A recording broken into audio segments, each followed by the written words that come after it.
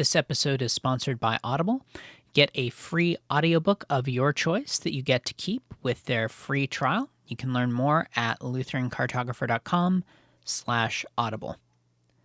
The Lutheran Cartographer, episode 70.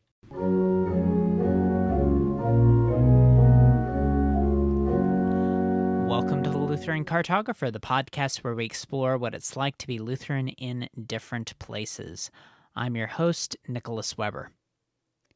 Today we are going to Grass Valley, California to talk to Pastor Duane Bamsch of Grace Lutheran Church. Pastor Bamsch, welcome to the show. Thank you. It's so great to be with you today. Help orient us geographically. We're out on the West Coast in California. Where's Grass Valley? If you're in Sacramento and you head due east on I-80 on your way to Lake Tahoe, about halfway there, you'll take a left in Auburn. We're in the foothills of the Sierra Nevadas, just 20 minutes north of I-80, 2,500 feet of altitude. So if we'd like to head down to Sacramento, it's an hour away. If we want to go to Lake Tahoe, it's just over an hour away.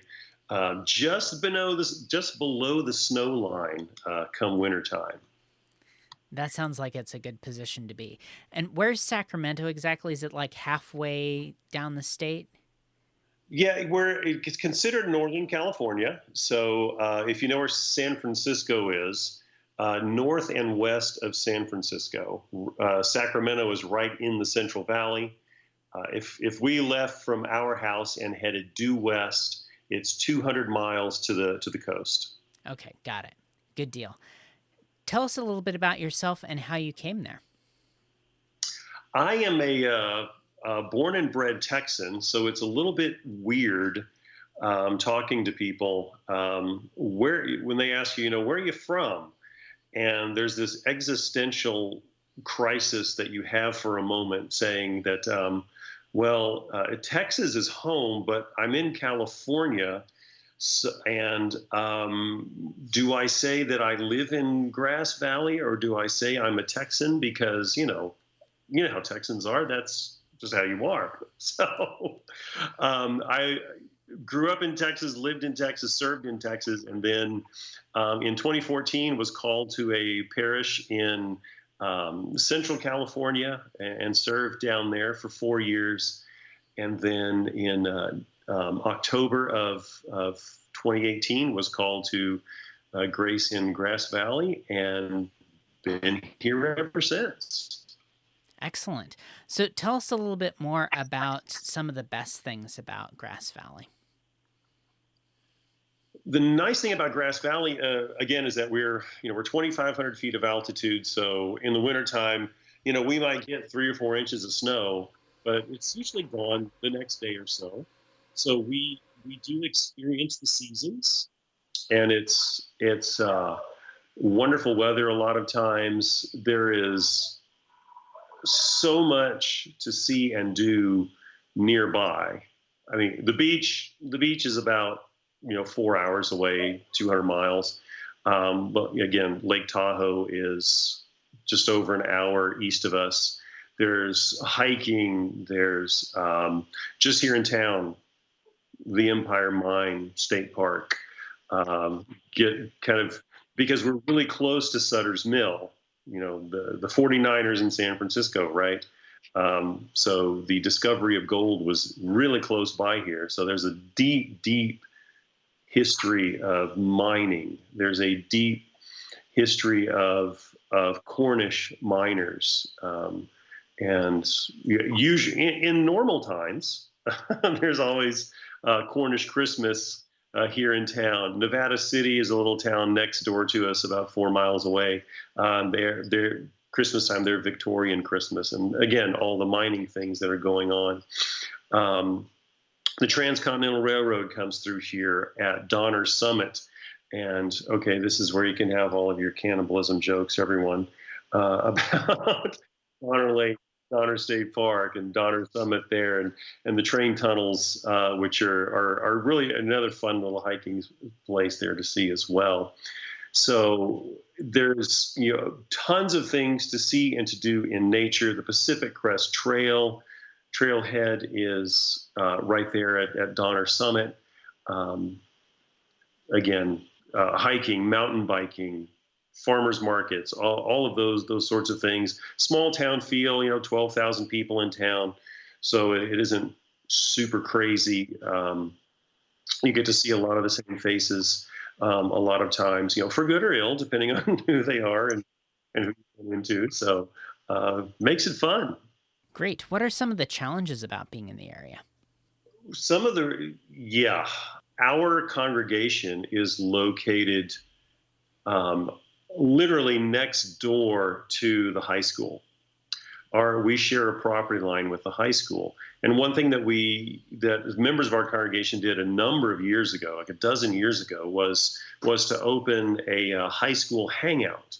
So kids after school, they could come over into our parish hall, our social hall, and have a place to relax, have some snacks and drinks, play some pool, board games, video games, do their homework, that sort of thing. Just a sort of decompression zone away from school.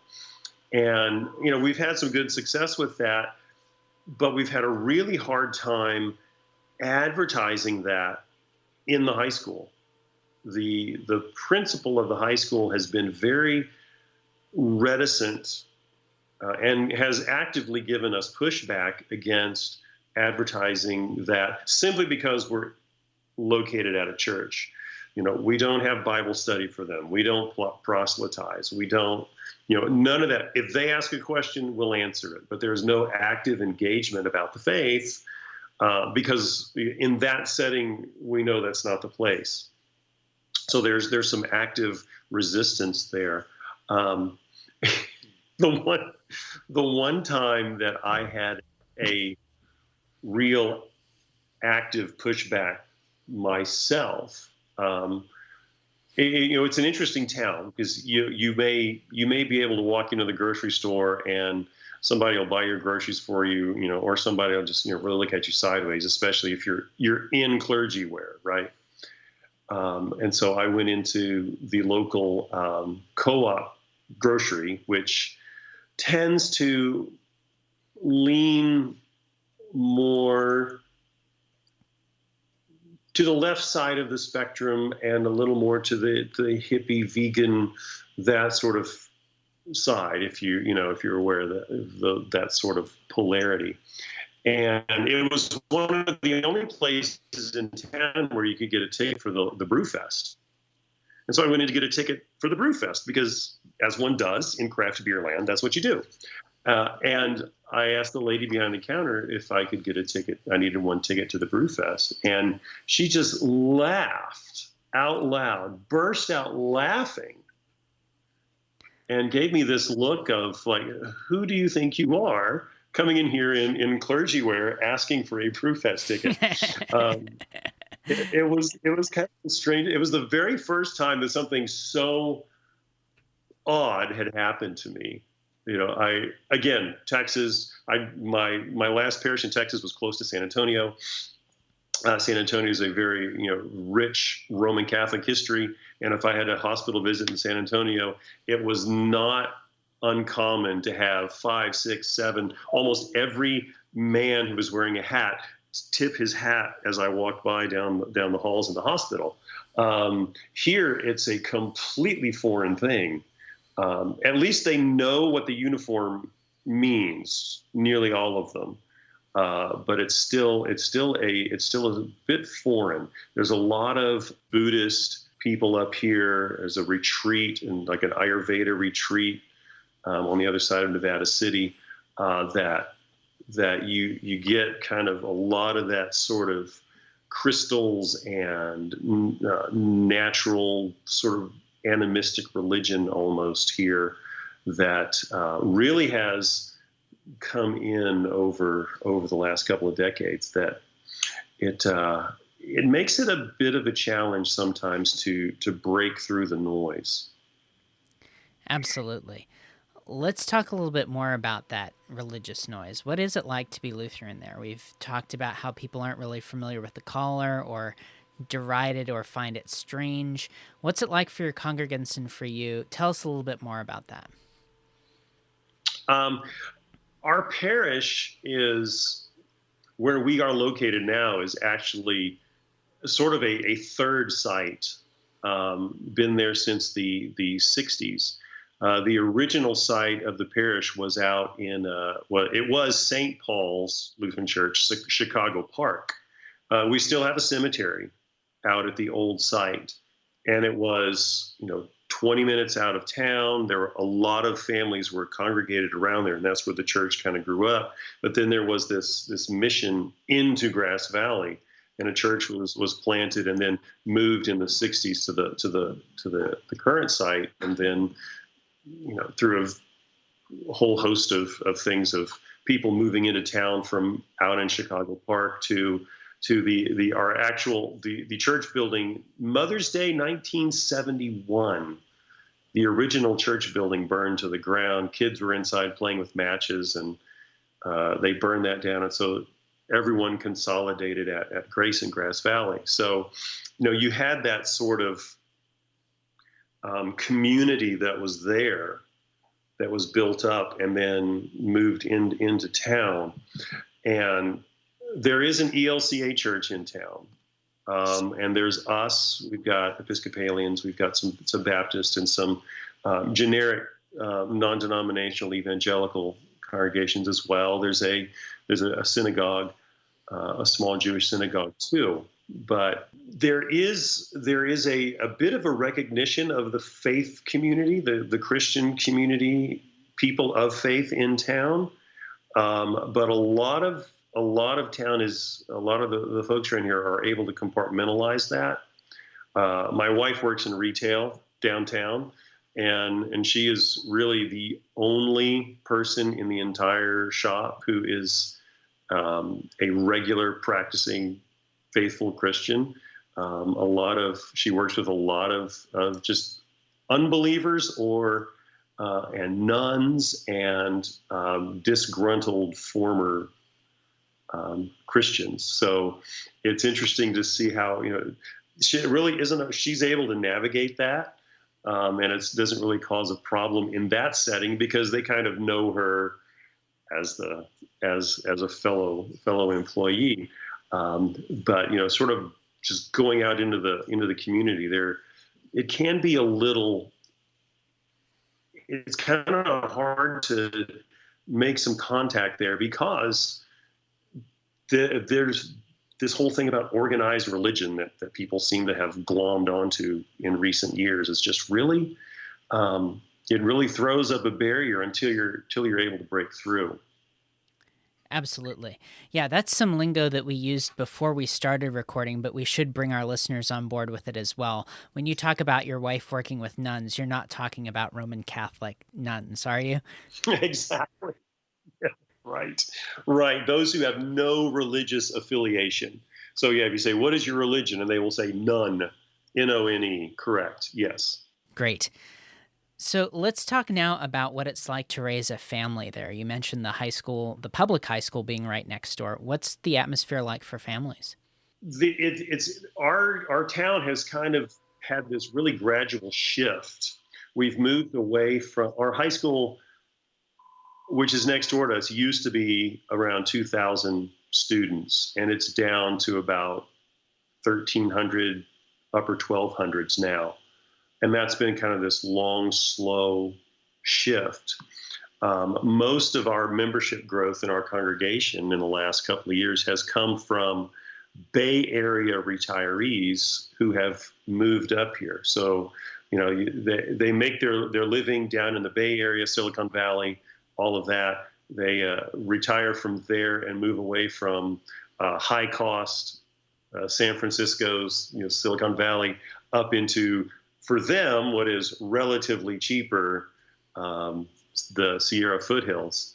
And so we see a big influx of that. And what that tends to do is bring, in some sense, some of that Bay Area values and Bay Area mindset up into the foothills.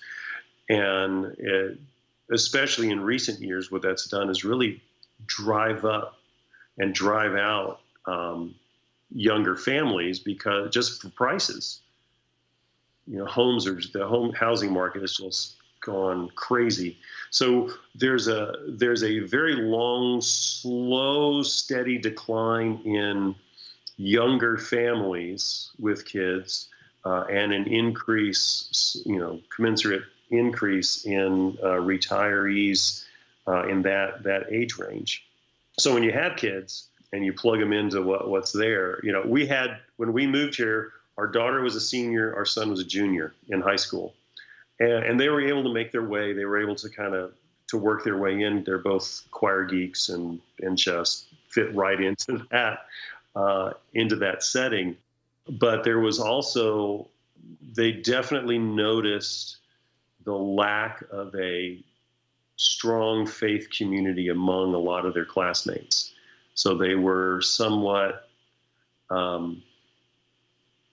islands at the same time. They were connected through drama and through choir and music and those sorts of things, but they weren't really super connected beyond that because there wasn't that much more in common. And granted, a senior coming in and a junior, they didn't have the time to build those long-term relationships there, but it was a definite shift from other areas where we've lived. I see. Let's take a moment for a word from our sponsor. Folks, if you like podcasts, you will enjoy Audible. It's a service that gives you an audiobook to listen to each month of your choice from a large library. And they want to get you started with a free trial offer that includes an audiobook that you get to keep. So go to lutherancartographer.com/audible to get your free audiobook and start your free trial today. If you're not sure what book to check out, I recommend taking a look at Pastor Jonathan Fisk's Broken: 7 Christian Rules That Every Christian Should Break as Often as Possible. This was recently released on Audible. I'm very excited about it. In the book, Pastor Fisk goes through the classic pitfalls of moralism, mysticism, and rationalism, as well as several others. Check it out at lutherancartographer.com/audible. Let's get back to our guest. Let's talk a little bit more about the overall culture of the area. Early on in our conversation, you mentioned this mining history and this almost pioneer settler mindset. And then later on, we've been talking about the sort of more 60s kind of hippie, granola, whatever you want to call that, at the co-op.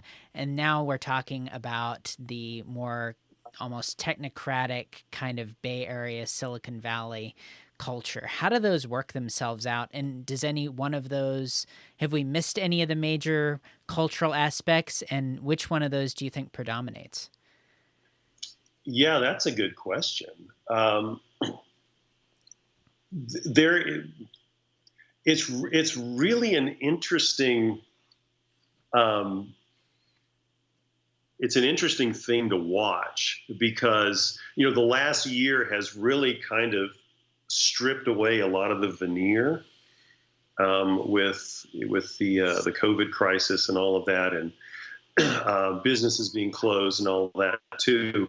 Our down is it's old time downtown. 100-year-old buildings and more. 150-year-old buildings. You don't walk into a building and expect cell service because they're 3-foot thick brick buildings and they're insulated with soil and packed in the roof to for warmth and such. It's really so it's really cool to see downtown, but at the same time it's kind of throwback to those pioneer days, that kind of that rugged individualism, making your own way kind of a thing. And so you've kind of got that sort of hippie vibe coming up to enjoy that sort of, what we used to see on vacation kind of thing in the pioneer days, but now we're trying to make it our own. And then you have the longtime business owners who've been here who want to kind of do things. And so we've had this kind of ongoing feud between the you have to be safe people versus the you can't close my business people. And there's a couple of there's a cafe in town that they've just been flouting everything for the last year, because, it's their God-given right to get out there. And then, we did have a lot of, for a period last summer, there were a lot of BLM marches. And there are a lot of folks in Grass Valley, which is kind of strange. Granted, there were some people who were bussed in, but there's a lot of kind of the makeup of a lot of those marches tended to be older folks who were residents up here. So there's kind of this resonance of we want to be connected to the wider zeitgeist of society that's going on, but at the same time there's a bit of a derision about the Flatlanders, the people who live down the hill. So usually when everything's okay and everything is normal, everybody gets along because it is such a nice place to be. But there's been a lot of friction in the last year just because of national events and COVID and all of those things have sort of brought some things to a head. So, everybody can get along as long as everything's okay. But when things get a little wonky, you got to scratch the itch, I think. I see. Let's talk a little bit more about the coronavirus and the COVID lockdowns. In other places of the country, we've heard about California and how draconian the approach has been. What's it been like out in Grass Valley? You've mentioned the one cafe that's not going to shut down for anything. What's it been like for you and for your congregation? Yeah, was it March 17? Last year was our last Sunday. I keep a journal, one of these 5-year journals. So as you go through it, and then you just look at last couple of years entries for that day, and it was interesting. I had to go back and look and see what was happening. What did I think was happening in those days as we were shutting down? And my wife was out of work for about 6 weeks. Her business closed completely for those 6 weeks, and then they started reopening on a limited basis as things were. The first things started to happen. Essential retail and those sorts of things. We were closed from March through the end of May. I believe it was Pentecost Sunday was our first Sunday back after the lockdown, and there it was. Even there it was minimal.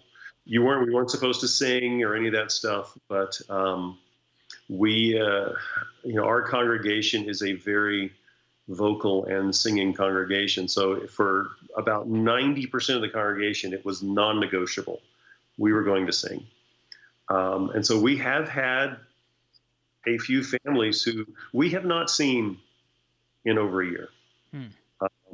We've had a live stream going since, I did a live stream from my living room for the first several weeks until we got back in the building. Because at first, we had no idea what was going on at first. Nobody knew really what was going on at first. But then as things went on, it was more and more people who were, we need to not be bowing to this. We know how to be safe based on what we've already been told. And so we were back in the building for a while and until the lockdown again last fall, was it? When we were back out again, and then we were back in again. But we kept it up. But if we were in the building, we were singing. We were doing it, everything else we could. We changed the way people moved in the building. There were people were wearing masks and all this.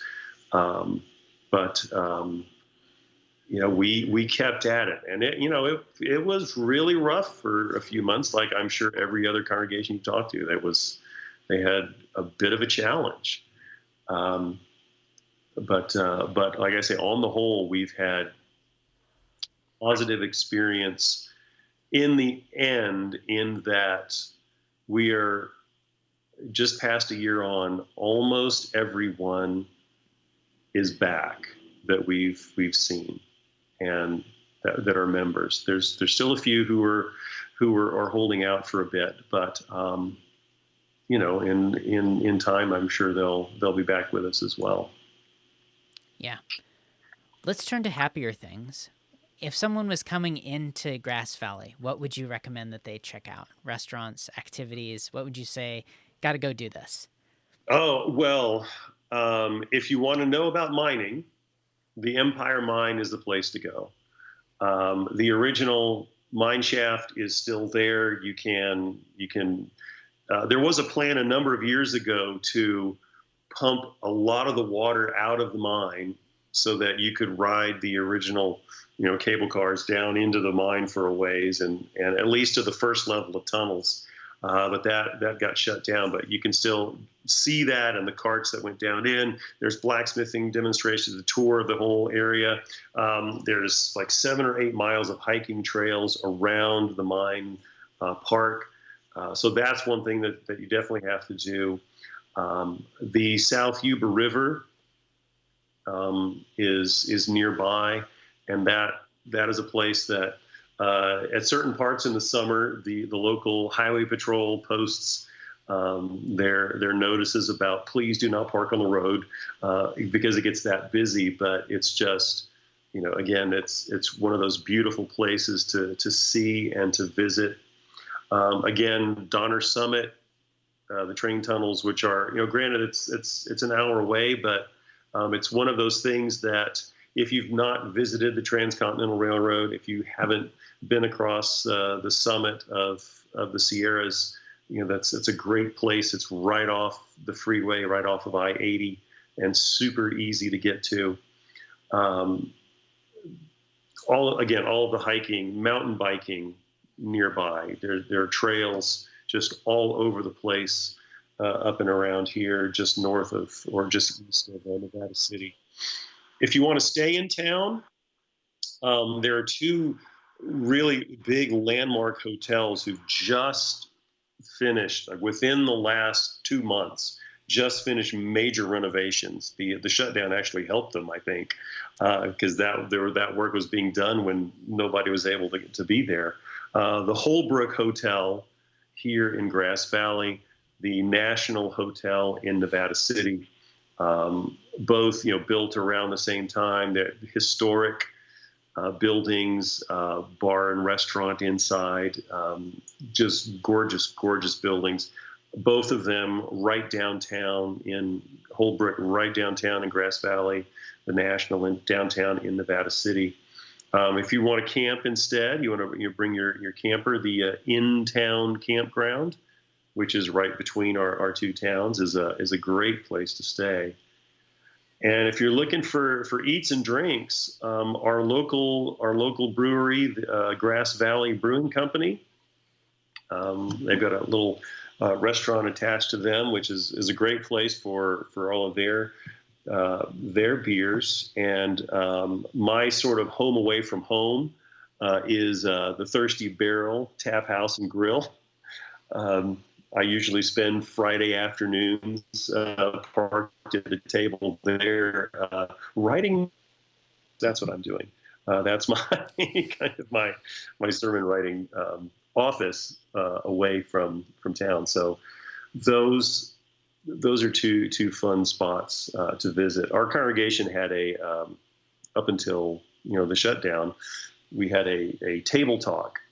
First Monday of every month, and we were alternating between Grass Valley Brewing and the Thirsty Barrel as our site to gather, and one of those fun little ways that we could sort of be in the community and have folks see us without being too overt about anything. So that was always a fun thing. So that seeing, doing, staying, eating. Couple other places in town. One of the great places that's been closed for a while but is reopening, Sereno's, if you like Italian. They're going to open back up here by May 13th, I think, is their new day. And lots of little eateries and things they closed off the main street downtown when COVID hit, to kind of make that sort of an outdoor boulevard, outdoor park kind of area, outdoor mall. And the city just voted to leave it that way. So all of the restaurants have their outdoor dining set up, and a lot of the shops. So it's a great little place to. Originally, they were calling it it's Mill Street, so you could mill around downtown. So lots of shop. My wife works at Yuba Blue. It's a little shop, retail boutique down there, and there's the ice cream shop and other restaurants.